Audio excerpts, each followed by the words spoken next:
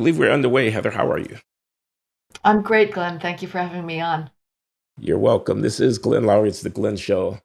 And I'm with Heather McDonald, who is a senior fellow at the Manhattan Institute, is a journalist and a social critic, prolific, and comments on issues about policing and crime, amongst many other things, writes for the City Journal at the Manhattan Institute, amongst many other places. And I'm happy to be talking with you. This is the Glenn Show. I just want to say, we used to be at bloggingheads.tv. We're now at glennloury.substack.com, where you can subscribe.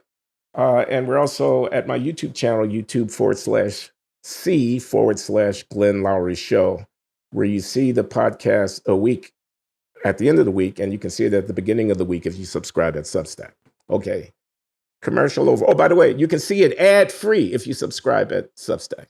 Commercial over. And I also hope, Glenn, that you have promoted your fantastic speech from the National Conservatism Conference that you can read, I hope on your Substack, but also probably at First Things for people who aren't subscribers. And that's one of the great American speeches. So you should be shamelessly flogging that on air. Okay, well, why don't we do a little bit of flogging right now? Heather, what did you find so wonderful about that speech? This is a speech I gave to the National Conservatism Conference in Orlando, Florida, early last year.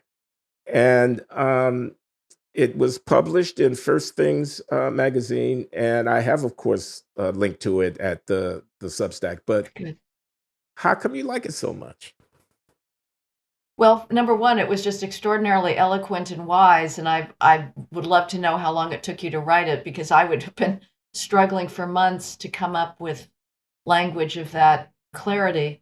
But as I wrote you by email after hearing it on the broadcast, we don't really deserve you, because the spirit of magnanimity in it and the willingness to take a broader view of the United States and see yourself as part of it, and to see the portray the fundamental essence of America in its principles rather than its actual lived behavior for so many centuries, I thought was just extraordinarily open-minded.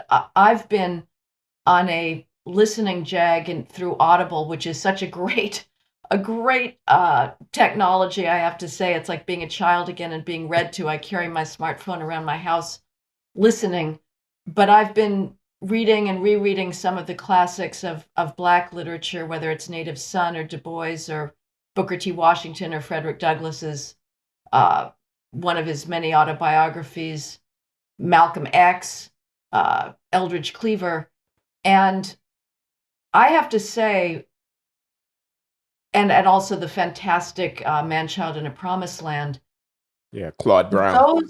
Right, Claude Brown. That reading inclines me in a little direction, I have to say, towards the 1619 Project, not towards its historiography, which I think has been extraordinarily discredited, Yeah. but simply in its claim that America still isn't fully accounting for the racism of its past that continued far longer than I think the conservative narrative takes into account. You know, the Trump administration at the end of its term came out with the 1776 report that was meant to be a rebuttal to the 1619 Project.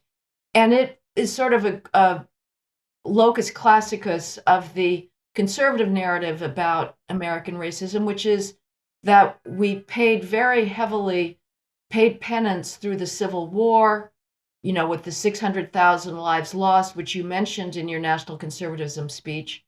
And despite, you know, centuries and decades of hypocrisy, that eventually we did give meaning to our founding principles. Well, that is true. Nevertheless, what struck me the most in reading these great 20th century works and 19th century, when you're looking at Frederick Douglass and Booker T. Washington, is just the sheer pettiness and cruelty of white Americans for so long, just gratuitous humiliation of blacks, not just in the South, but in the North. There's a writer, Jean Daddle, who has written a lot on Southern labor history and history of cotton.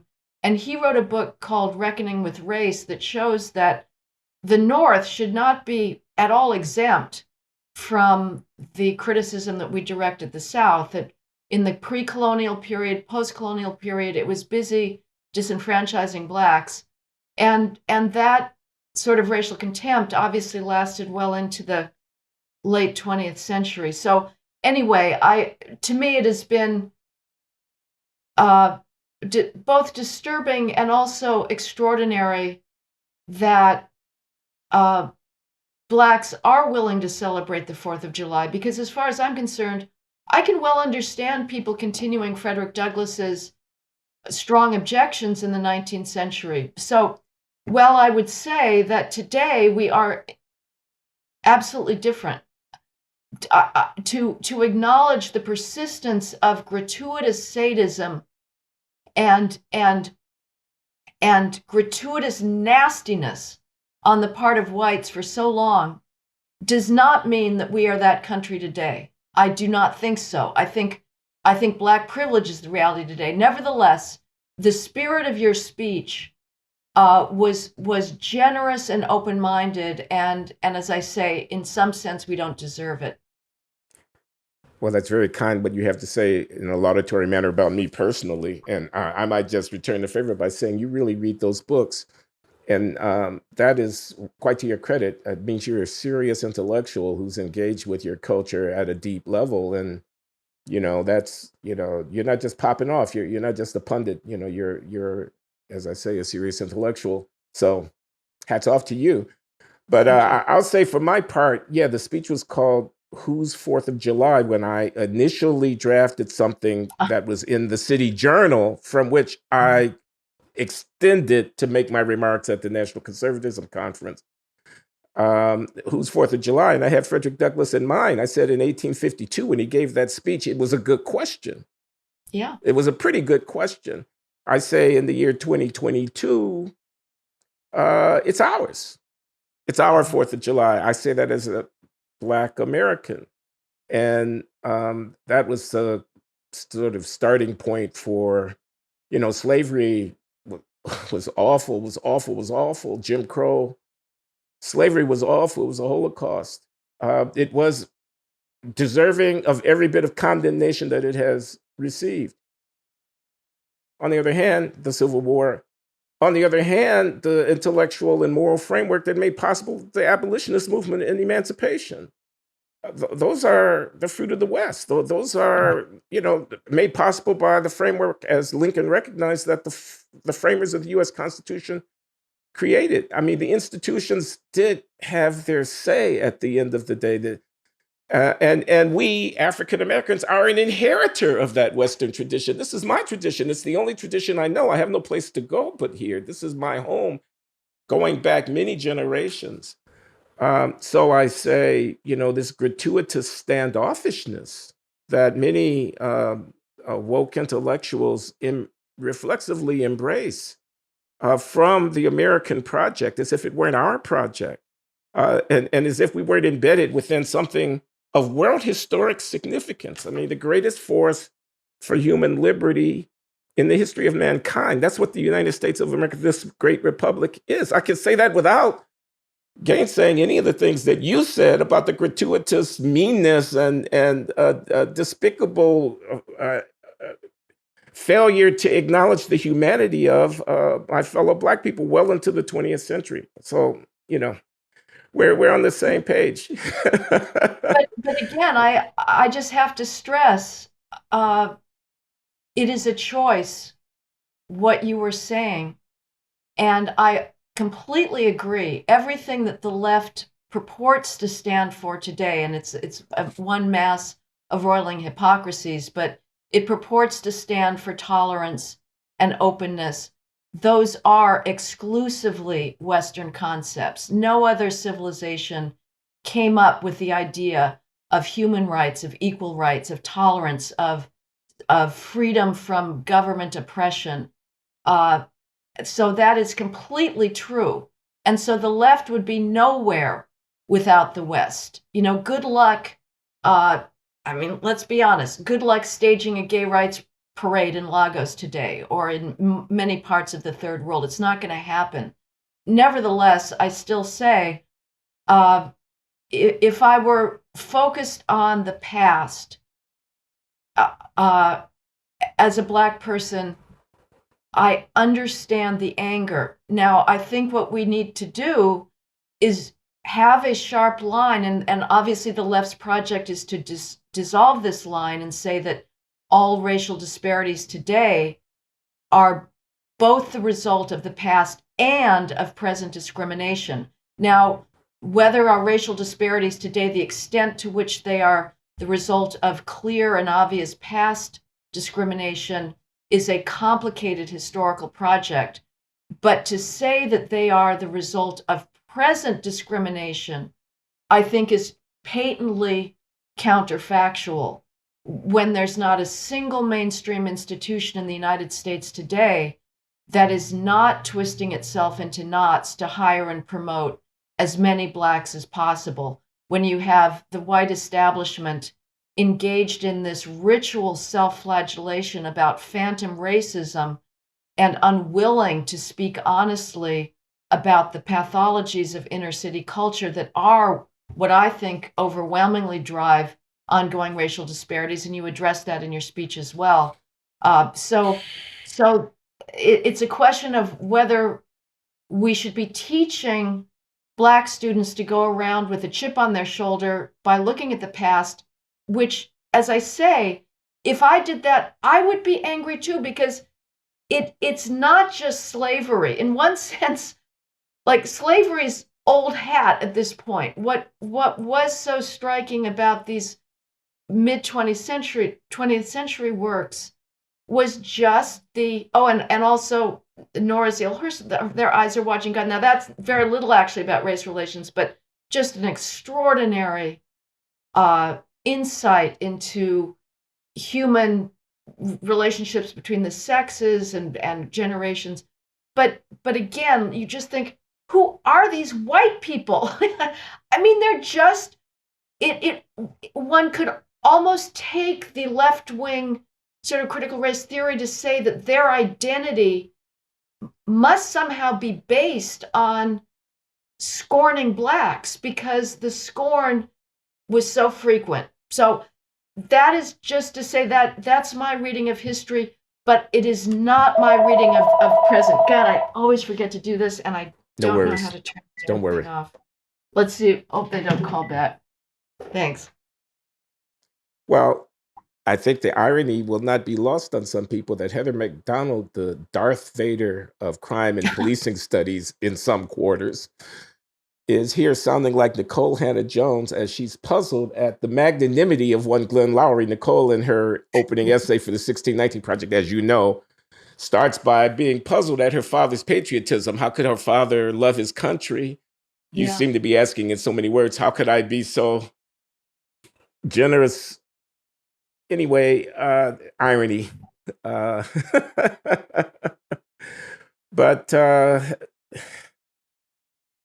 I don't know. I was going to say that everything is not quid pro quo and a counting of the sums and who's winning and how much harm. Some of it is about grace. Some of it is about embracing a spiritual thing and so on. But we're not. That's not what we came here to talk about. Okay. So here we are. This is 2022, 2021, and 2020 are behind us on the issue of policing, crime and punishment, Black Lives Matter, and so forth. You've been very outspoken, and I'm just wondering what you make of where we are, the Biden administration, the messaging, the fallout. I was struck by your comparison, for example, of reactions the country has had to the riot at the Capitol on January 6th of 2021 and the rioting that took place across the country in the aftermath of the murder of George Floyd. and whatnot. Can I get you to talk a little bit about how you see the chips as having fallen on this whole post-Floyd crisis of racial reckoning, and where you think we're going? Well, the maudlin apologetics on the part of elite institutions led by the universities, but throughout the corporate world and every other institution, whether it's an art museum or a symphony orchestra or an opera company, that dominated the summer of 2020 simultaneously with the fiery, anarchic, brutal, savage, sadistic race riots, that rhetoric is somewhat tapered down, but the crime wave that was unleashed by the demonization of the cops, by the ambivalence on the part of much of the political establishment towards these riots, is not showing much sign of bottoming out. It's 2021 was worse than 2020, and we know that 2020 was the largest percentage increase in homicides in this nation's history, nearly 30%. I mean, a 30% change in anything is just massive. Yeah. Now, you're sure that it was the one caused the other? You're sure that the crime wave is a result of the genuflecting and the bending over backwards and self-flagellation of major institutions who are apologizing for white supremacy and who have handcuffed the cops? How can you be sure? Yeah, I would add to that the backing off of the police from proactive policing under the ubiquitous charge that they're racist for going where crime is happening and trying to save Black lives. You have it's been graphed, a steep drop off in stops, car stops, pedestrian stops, arrests in key cities that people have looked at, like Paul Cassell analyzed Minneapolis, Chicago, and as always, inverse correlation with rising shootings and gun homicides, and the timing is consistent with the homicide increase, is consistent with the George Floyd phenomenon, not with the pandemic phenomenon, which has been the mainstream media's favorite explanation for this crime just tsunami that we've been living through. You say that because the timing is off? I'm sorry, on the pandemic. You say it's not the pandemic, it's George Floyd. Is that because you think the timing is off in terms of the pandemic relative to the crime surge? Crime was going down mostly in most parts of the country through May of 2020, and it only started going up after the George Floyd riots. That's where you saw the major increase in homicides and shootings.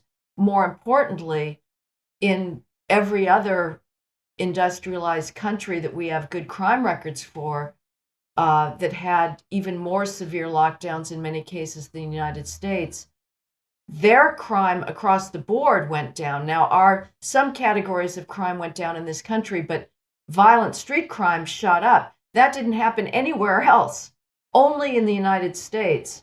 So if it's pandemic lockdowns, then the New York Times and the Washington Post have to explain why, stabbings and shootings didn't go up in France or Italy, or even Peru had one of the greatest per capita death rates from COVID.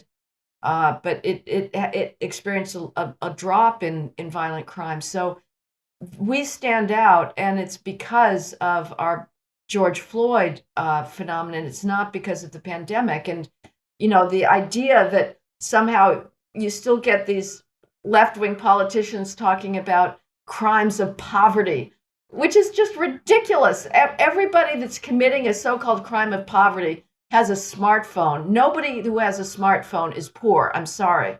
And it's not a crime of poverty to go and stand on the street corner and wildly spray bullets across, your field of vision not caring who you hit. That is a crime of retaliation. It is a crime of gang life. It is a crime of street life. It is a crime of lack of socialization, thanks to abysmal parenting, let's be honest. So again, the pandemic explanation and the economic hardship explanation does not explain the massive violence, street violence that we've been seeing. Well, you're preaching. And let me also say that I was going to say you're preaching to the choir, but preach on. Let me just say, during the worst lockdowns, the New York Times was saying, well, it's the lockdowns that are responsible. And then, as pre-Omicron, as the lockdowns were on the horizon to be lowered, the Times said, well, now that the lockdowns are easing, expect crime to increase. So according to the Times, crime increases when there's lockdowns, and it also increases when there's not lockdowns. So that's kind of a hard method of argumentation to combat. I want to underscore the gravity of some. I mean, people are going to be angry because I'm not pushing back, but I'm not pushing back because I agree with you. I'm not going to push back just for the sake of pushing back on this. I think you're right, and I think you're saying some things that are really important. One of them is that the attack on cops and on policing, the delegitimation of the agents of the state charged with the unenviable responsibility of maintaining order in our metropolises, has cost thousands of lives. The people who have undertaken and fomented this attack, from the Black Lives Matter activists to their handmaidens in editorial rooms all over this country, have buckets of blood on their hands. They hide behind a consensus endorsed by everybody from the Human Resource Department assistant or vice president at a Fortune 500 company to a university president, who have given ideological cover to this crime. The delegitimation of the maintenance of order in places where Black people live has cost thousands of lives, and it's a political crime.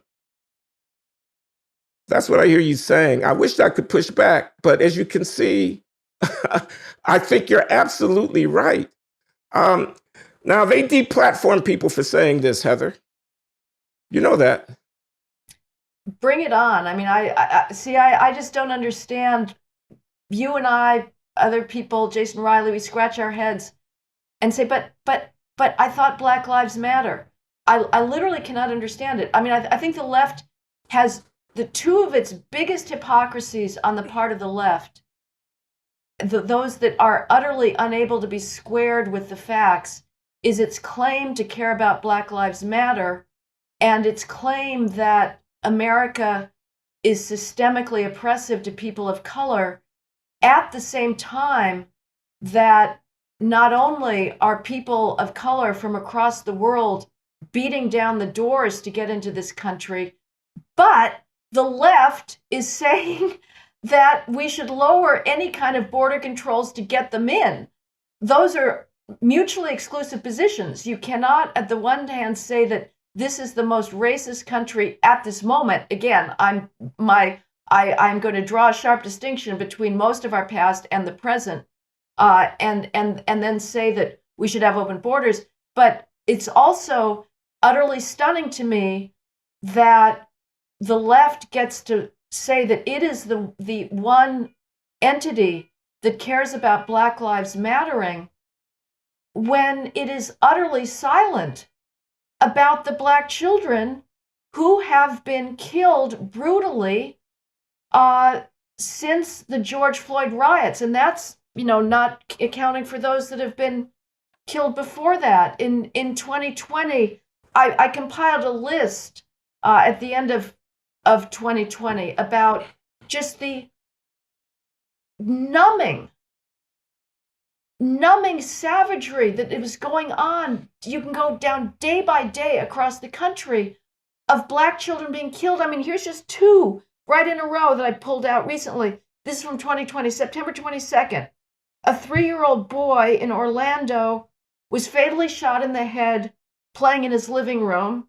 The day before, September 21, A 1-year-old boy in Kansas City, Missouri, was killed in his car, Tyrone Patton. He was among 13 children killed in Kansas City through late September. Chicago this year, there's been at least 27 children, 15 and younger, who've been killed and 100 are shot. Among those, let's think about these. These are all black children. A 1-month-old girl shot in the head, a 4-year-old boy shot twice in the head, a 6-year-old girl, a 7-year-old girl, and a 9-year-old girl shot mostly in the head. Now, if those were white children, there would have been a national revolution. The media would be all over it. How the media gets away with this crap of presenting itself as warriors for racial justice when they are clearly indifferent to black lives, unless a black person is killed by a white cop, is beyond me. I think that, one thing I'll agree with Joy Reid on is that there is missing white girl syndrome. It is quite clear. If these kids that I just read out were white, they would have been national cause célèbre. But because they're black, the nation turns its eyes away, and the reason is because they're killed by other blacks, and the American public thinks it is being somehow just or compassionate in saying we simply are not going to talk about the breakdown of civilization in certain parts of American cities that lead to these types of savage killings. These are strong words: civilization, savagery. Again, I agree. I'm compelled to agree, I think, by the facts. I was just sitting here imagining a kindergarten somewhere in a nice lily white suburb, and a school shooter who goes in and shoots up 3 or 4 of those kids and blows their brains out. They're 5 years old, they're 7 years old. And what the nation would be doing in the aftermath of that, everything from the control of firearms to the psychological services available and whatnot. And you're right, the carnage is almost unbearable. I mean, it's unbelievable, it's almost unbearable.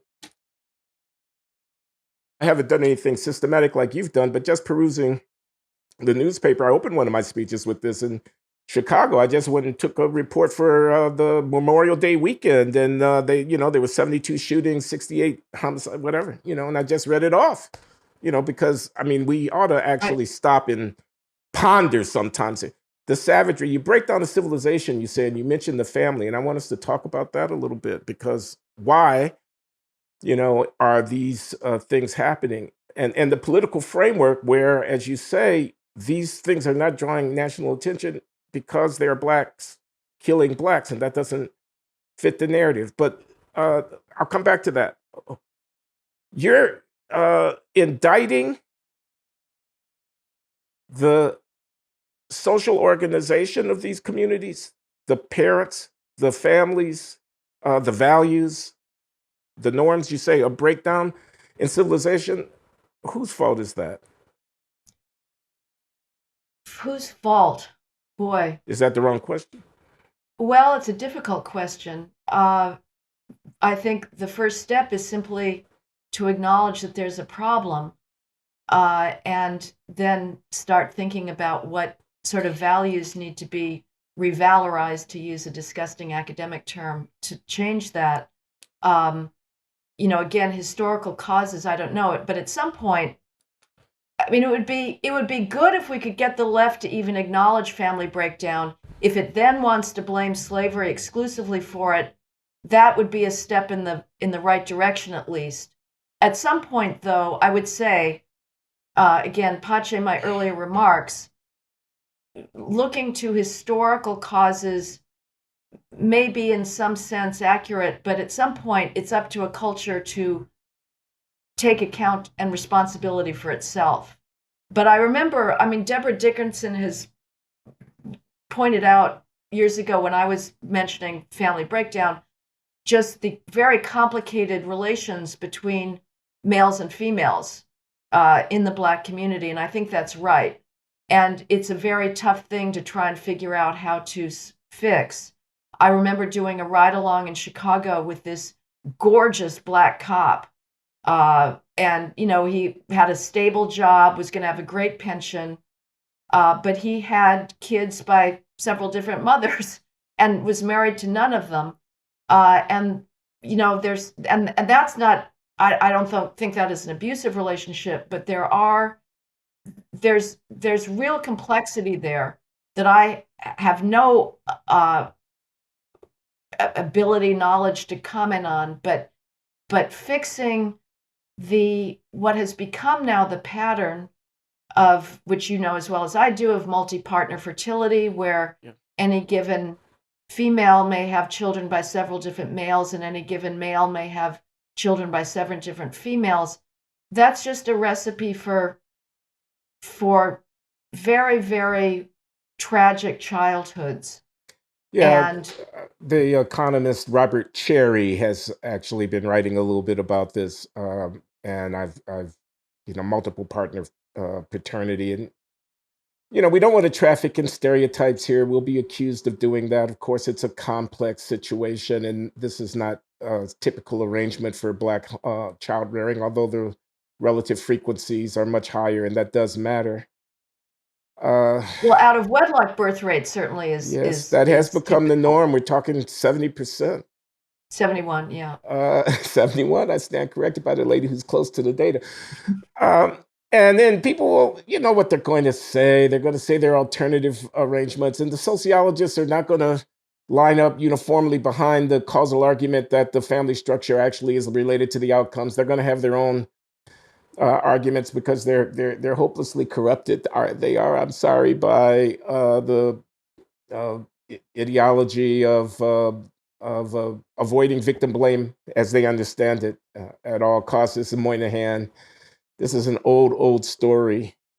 I agree with you once again, Heather, that I think the family is the key. And I think gender relations or inner male-female, however you want to call it, dynamic within African-American culture are to some degree troubled. The abortion rate amongst Black women is extraordinarily high, for instance, another indicator of out-of-wedlock births and single parenthood and all of that. I've almost given up trying to have this argument with people because it's a kind of implacable wall of hostility. They'll say that you're saying that Black people are inferior. I'm sure that I'm going to be attacked and vilified, for the cowardly and self-hating agreement with you about this, because they're going to say you're saying there's something wrong with Black people. That's exactly what Ibram Kendi says. That's exactly what Ta-Nehisi Coates says. There's something. What are you saying? There's something wrong with Black people, and this idea that we can fix it. How can we fix it when 300 years of white supremacy, et cetera, et cetera? To which I have an answer, which is nobody is coming to save you.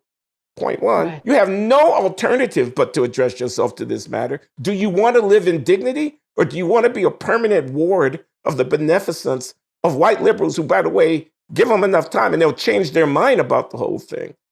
I mean, that's my argument. I'm acknowledging the catastrophe of the normalization of single parenthood in African America, as if 48 hours a day of adult supervision time were not twice as many as 24 hours a day of adult, as if adolescent boys and girls were not fundamentally different in their emotional developmental arc, and that the bipolarity of male and female child rearing. No, I'm not ruling out same-sex marriages here, but I'm talking about the norm. I'm talking about the fat part of the distribution.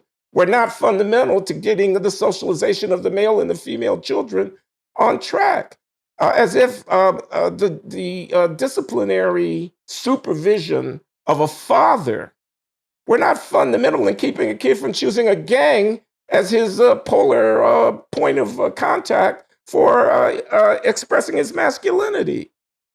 Discipline, as if that didn't matter.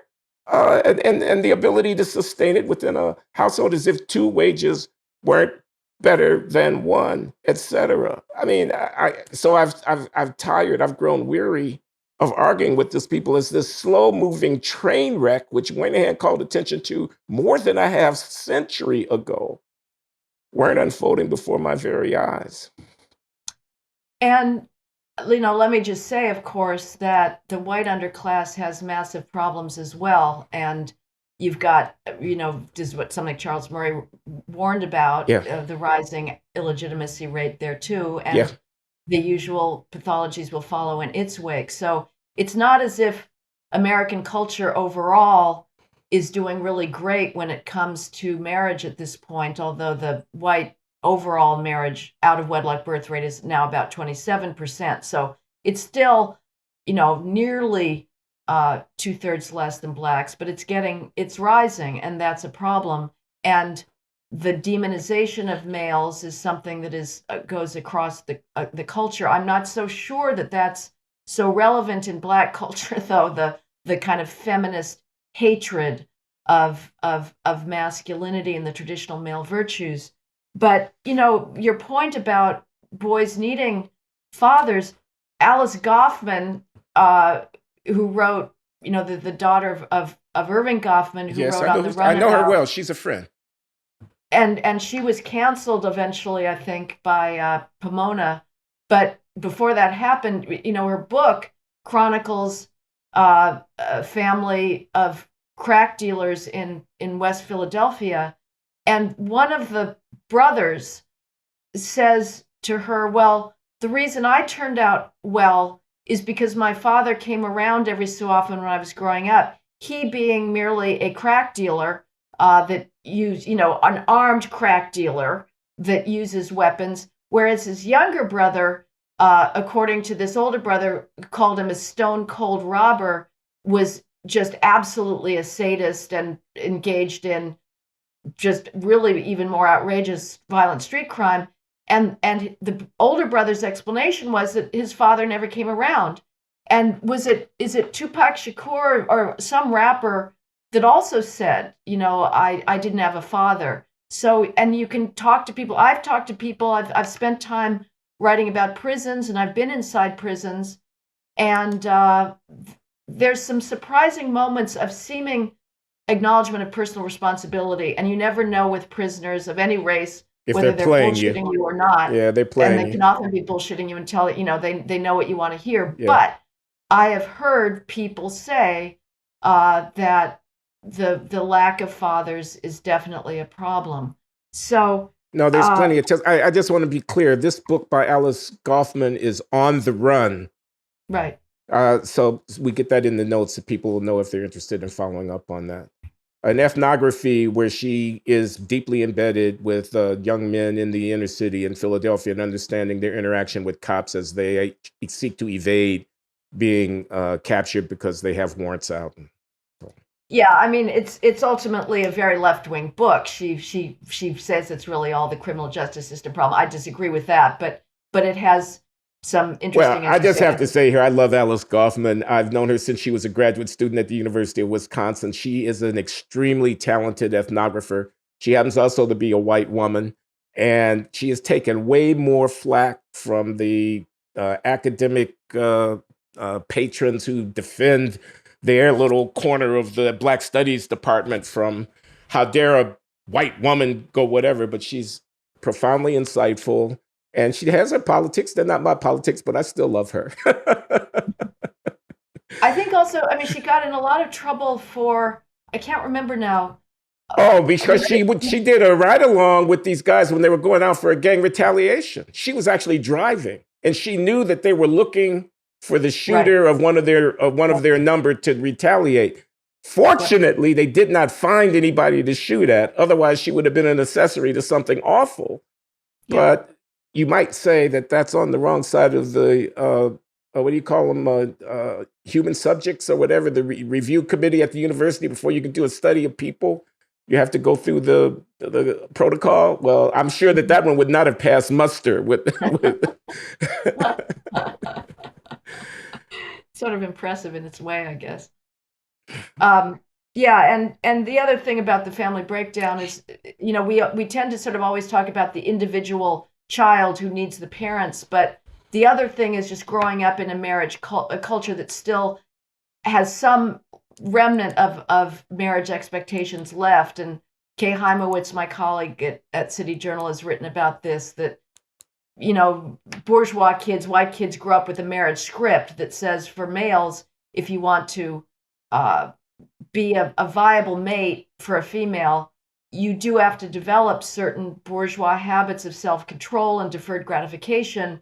But if it becomes the norm that any male can have access to as many females as he wants without having to marry them, then that creates no incentive for staying in school and doing some studying and learning how to deal with authority. So it's a problem as well on a larger basis, that boys, even if they don't have, or that they don't have a norm of marriage. And I think Raj Chetty's research is consistent with that, where he finds that even if you're yourself a product of a single parent home, if you're in a neighborhood that has more married parents, you're going to do better, because that becomes the expectation. And so that's important as well. I wonder if we are not, I'm older than you, I hope and expect, I but don't think so. anyway, we're not as young as we used to be, and if we're not just kind of like behind the times, because if you go and talk to these people under 30 years old, and they're against the binary thing, and they're against the gender lines up with sex thing, and what they think about divorce, I'm almost afraid to ask them. I'm sure that they're very liberal about it, and everything. And here we are defending the nuclear family and the traditional normative expectations of the roles that men and women would play and all of that. And Well, it's not. are we pushing on a string? Is what I'm asking. Is it a Right. hopeless kind of thing? It's not just the younger generation. This is something that bedevils conservative politicians, and what may partly explain their being tongue-tied when it comes to talking about the family, because conservatives the divorce rate is huge. I mean, the lot of donors to my institution are on their second and third wives. So I remember there was a moment under the reign of Mayor Rudolph Giuliani when he was still a sane person, not an insane person, and really the greatest mayor, I think, not just in New York's history, but maybe ever, as far as his ideological courage and eloquence in being able to express the basic rudiments of civil society and how what you need for a city to function. But he was on the verge of giving a speech that would go beyond what was the safe harbor for those who advocated welfare reform, which is, well, if you're going to take government support from taxpayers, there's a quid pro quo, and you should do something to better yourself and work and start to develop those habits. The next step that never got done with welfare reform was tackling the problem of the family breakdown.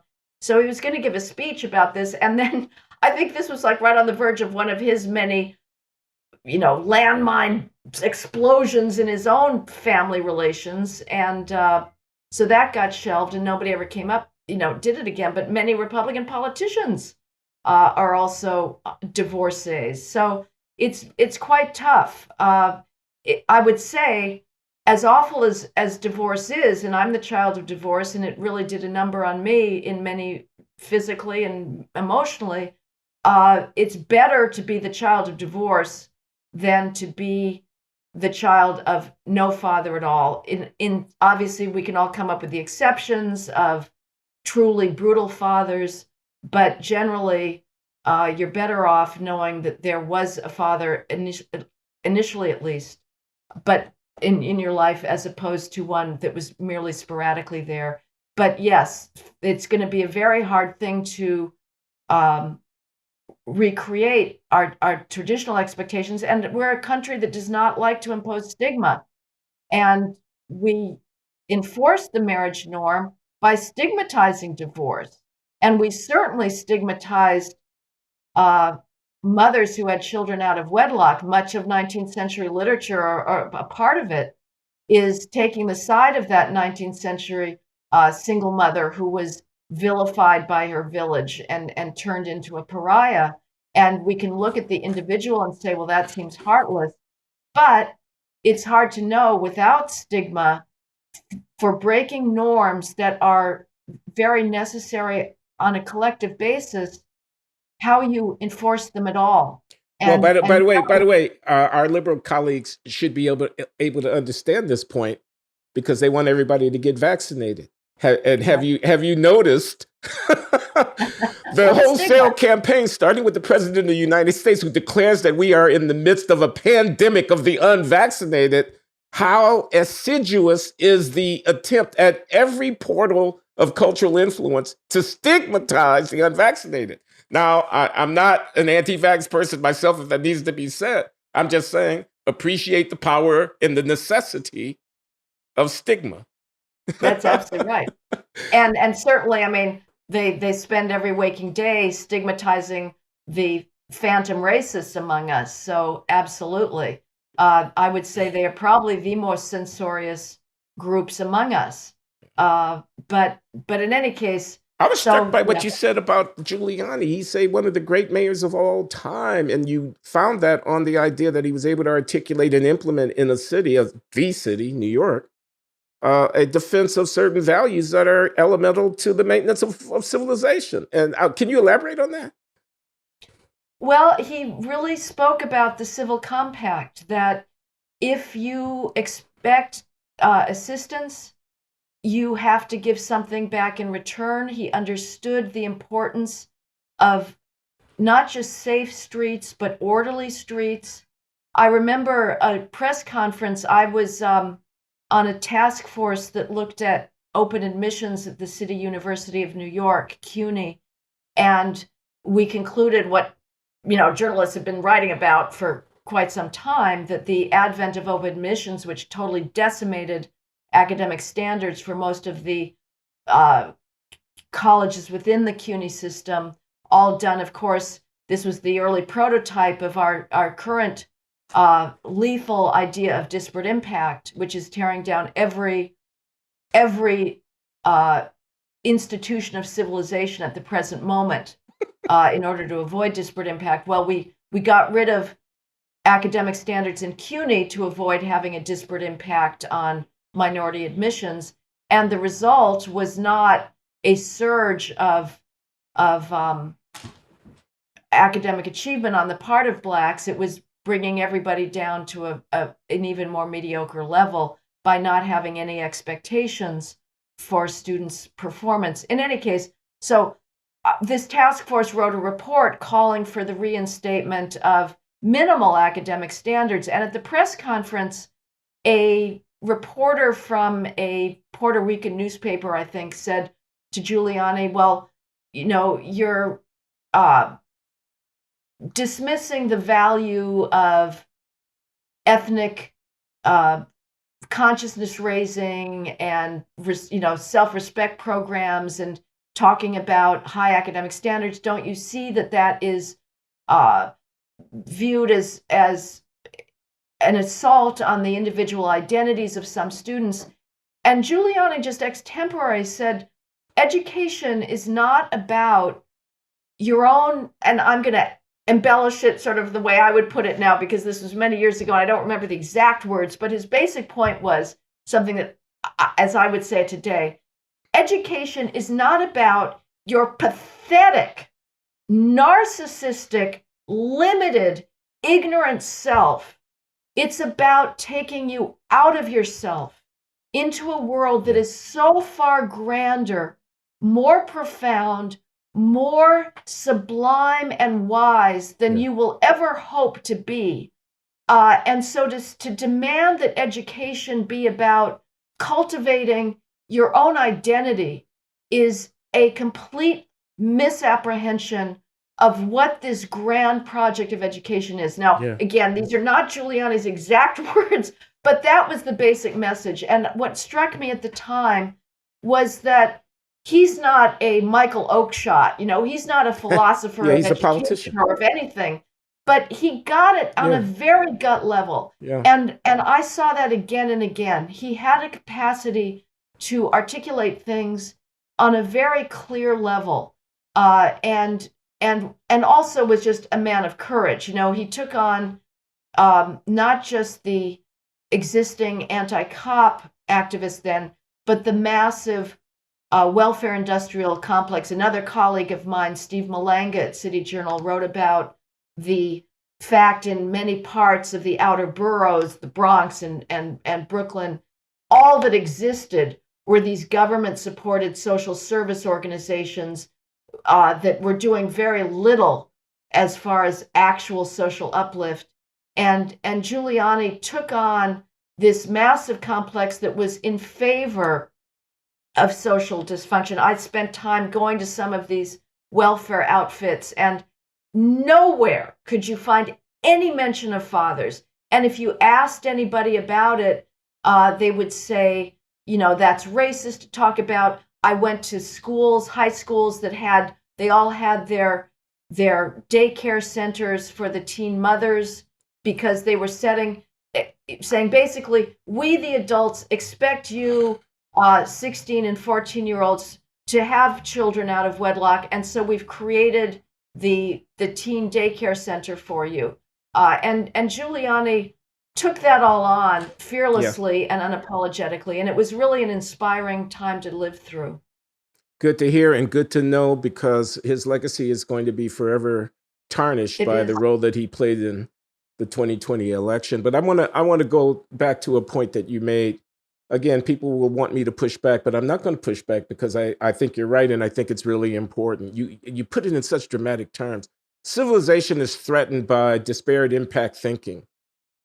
Okay, disparate impact thinking is, if I have a rule, a standard, a measure, an expectation, a goal, that if applied fairly to different racial groups, people will perform differently under that expectation, then I abandon this expectation for not wanting to expose the disparity of performance.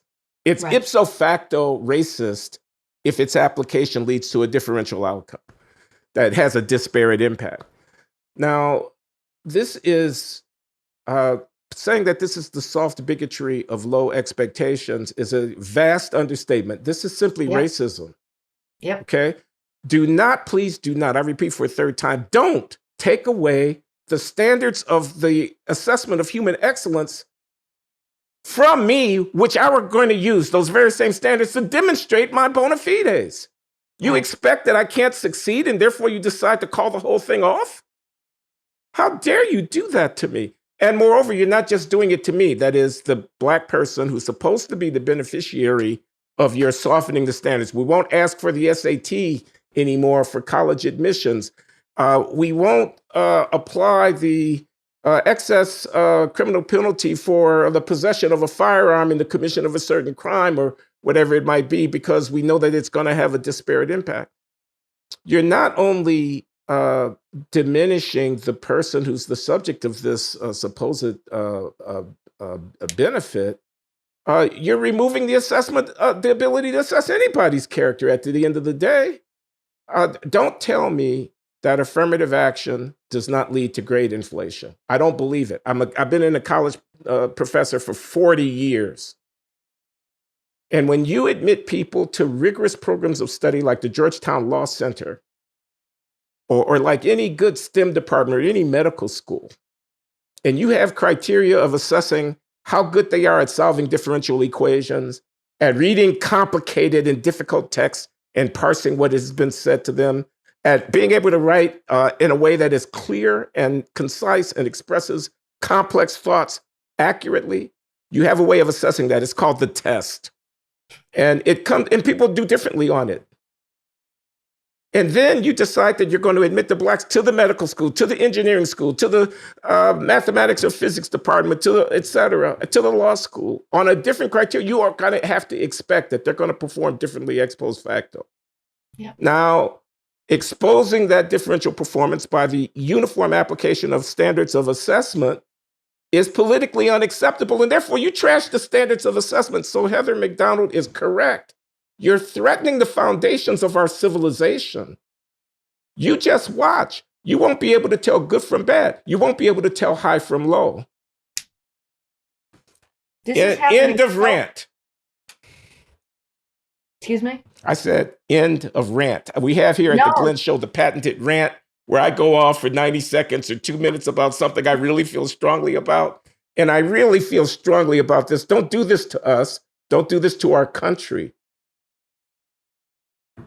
The bad faith is just extraordinary. I literally cannot understand these college presidents who, and I would ask you, Glenn, to retire the phrase affirmative action and replace it with racial preferences, which is much more exact, because right. Affirmative action still has around it the possibility, and occasionally I hear some well-meaning, even a conservative, think that we're really still talking about outreach. We haven't been doing enough outreach, and so that's all our affirmative action is. No, we're talking about racial preferences.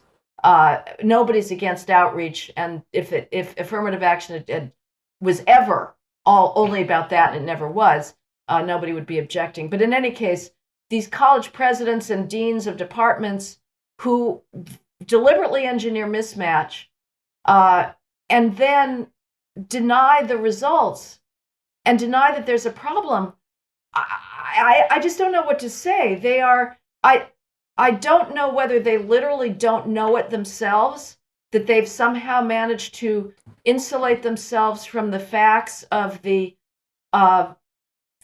challenges and the struggles of Black students admitted under preferences. A Black student admitted without preferences who is academically competitive with his peers is going to do as well as his peers. But if, let's take this out of the race issue and say MIT admits me because it needs more females, and this is quite a reasonable hypothetical because MIT is about as left-wing an institution in the academic sphere as it gets today. So it's admitting females. Let's say it admits me with a 650 on my math SATs and my peers have 800. There's no way I'm going to keep up in freshman calculus, and I'll be encouraged to blame the patriarchy and to blame rape culture of MIT for my struggles. That's what happens to Black students. They're encouraged to think, well, the reason you're not doing well in Duke's calculus program, it's not because you've been admitted with over a standard deviation lower math skills than your peers. It's because Duke is racist, even though the only reason you're at Duke is because Duke wants Black students so much. And again, one needs to put in the usual disclaimers. I and you and anybody else who's against mismatch and preferences are not saying that Blacks should not go to college. They're saying they should go to college under the same conditions as everybody else, which is with a reasonable chance to be competitive with their peers. But to the larger point about disparate impact and civilization coming down, I mean, it's hard to avoid the conclusion that elite whites have just given up on Blacks, that they have just decided that this is a problem that's not going to be solved, and therefore the paternalism is so massive that they will not ever expect them to live up to the same standards. They are tearing down every academic standard, and as to return to where we started out, behavioral standards. Yes. This is the key. A lot of my fellow conservatives will get on Fox or whatever and say, well, we really have to start enforcing the law again, and bad George Soros, and we can't enforce, unwind the criminal law. But they miss the key issue. You can talk about reactivating policing, reactivating prosecution till you're blue in the face, unless you address why, for the last 2 decades, really, we have been slowly unwinding criminal law enforcement. You're not going to make any progress. And the reason we have is because, sadly, any enforcement of the criminal law does have a disparate impact on Blacks. And the reason is not because the criminal justice system is racist.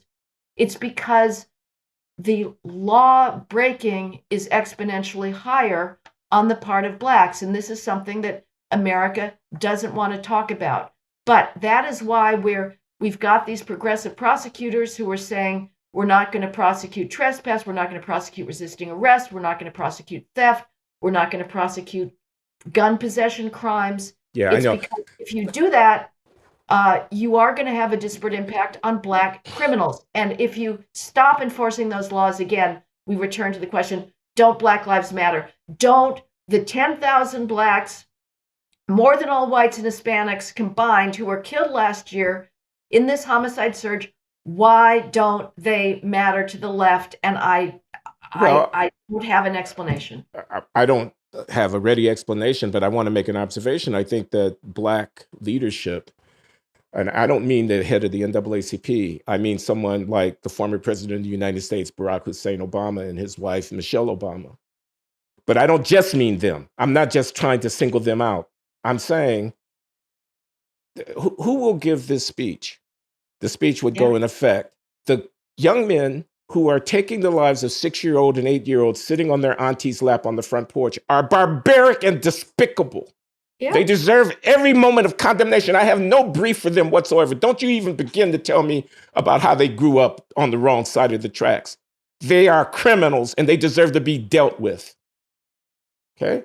And mean it. Give that speech and mean it. Give it repeatedly and mean it. Run for Congress on that speech and mean it.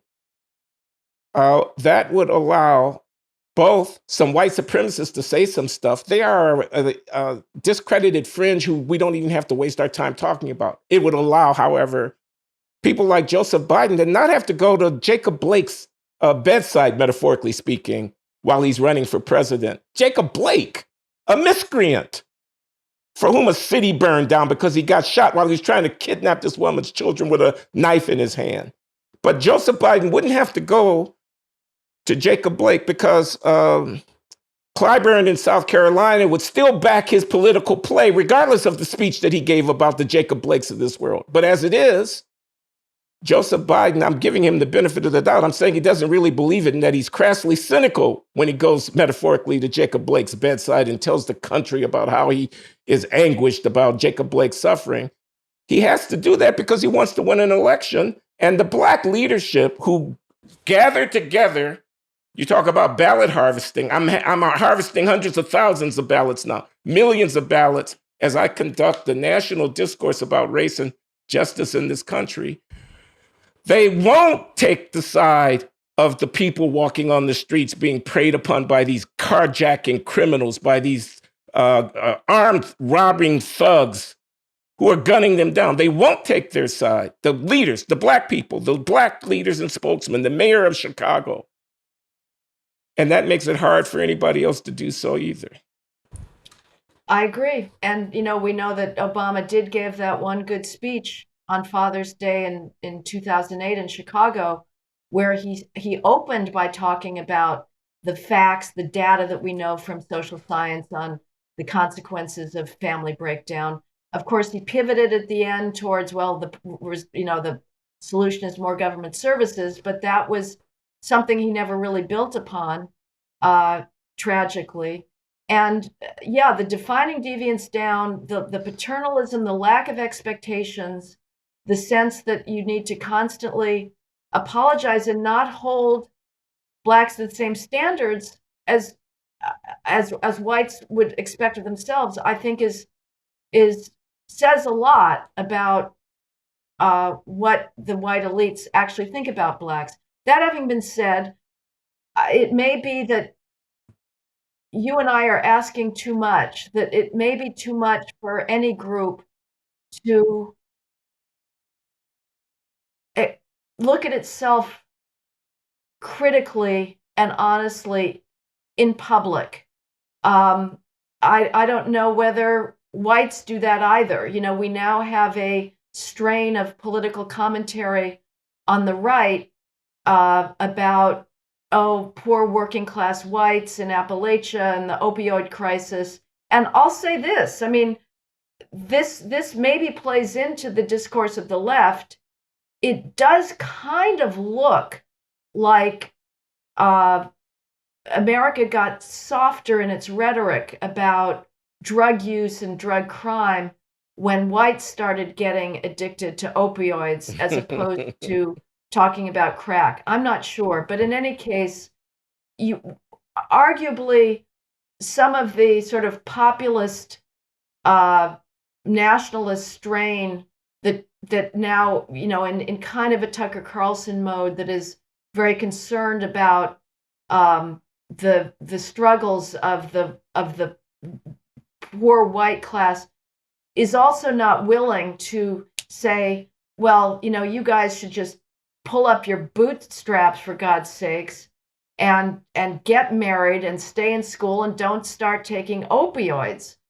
So maybe the kind of wanting to whitewash things or not be honest in public is inevitable, and we're asking too much. But how you then get out of this cultural breakdown, because again, I would absolutely second you in not mincing words in the least. I mean, I just don't.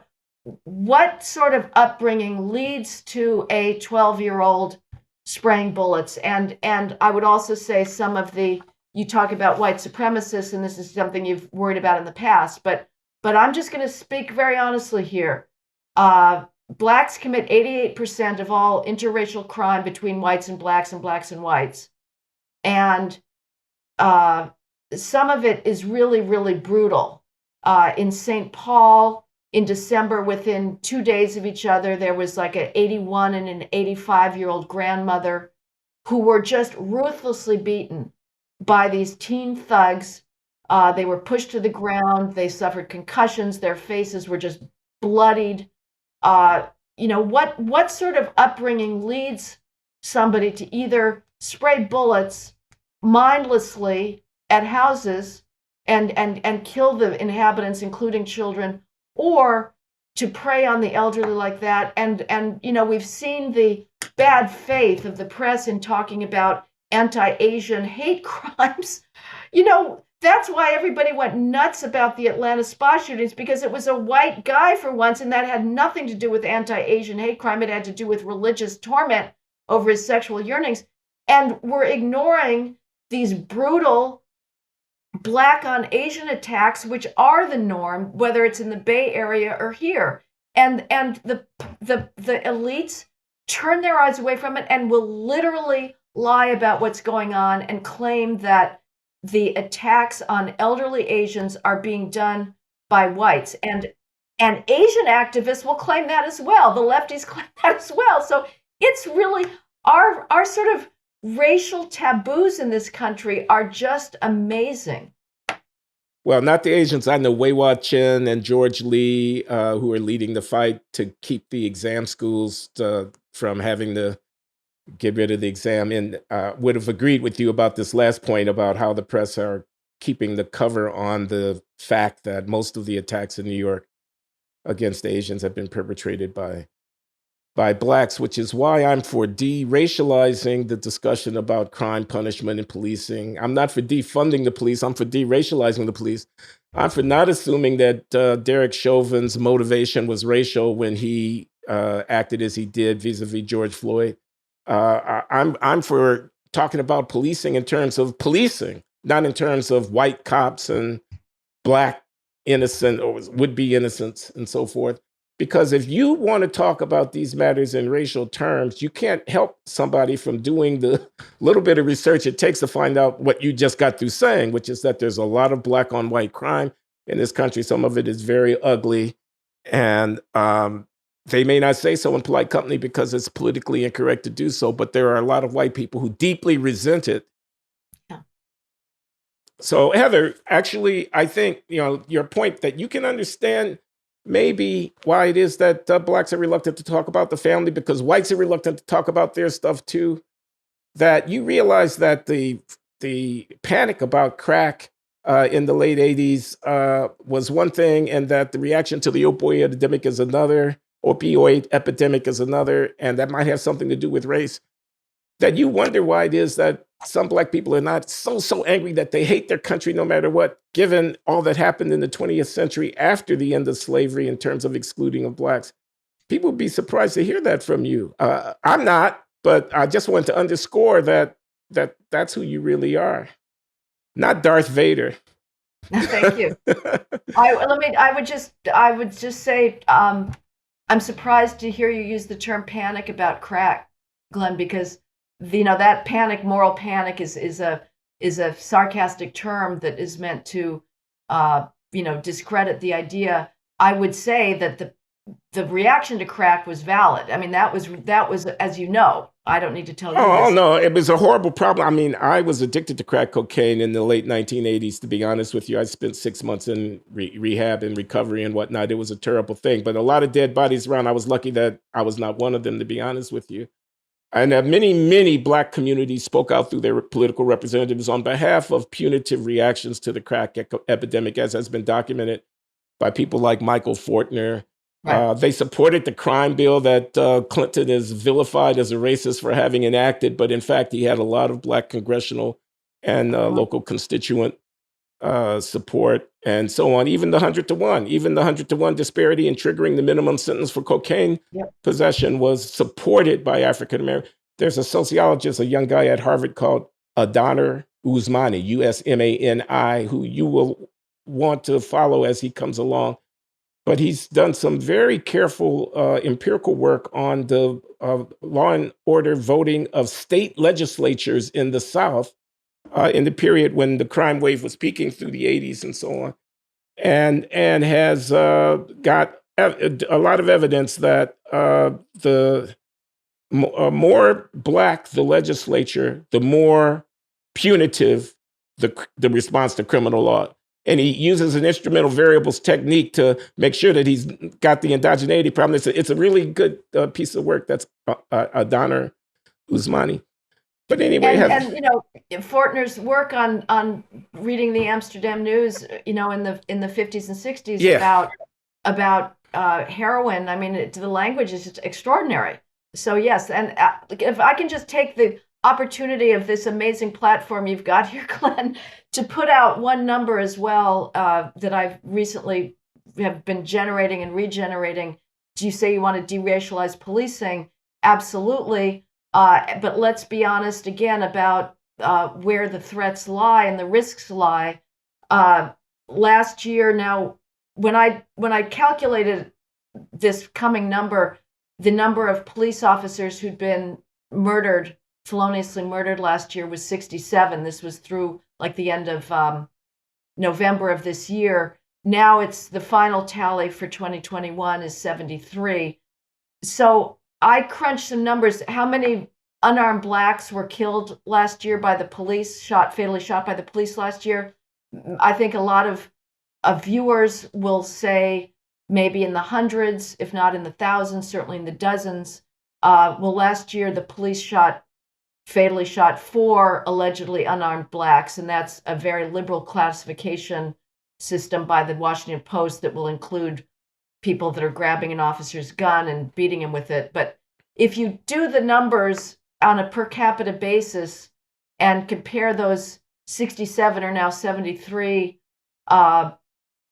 police officers who've been killed in a law enforcement body nationally of about 675,000 to the 4 unarmed Blacks in a population of self-identified Blacks of about 47 million, and then take into account the fact that historically Blacks have made up at least 40% of all cop killers nationwide, Black males, even though they're 6% of the population.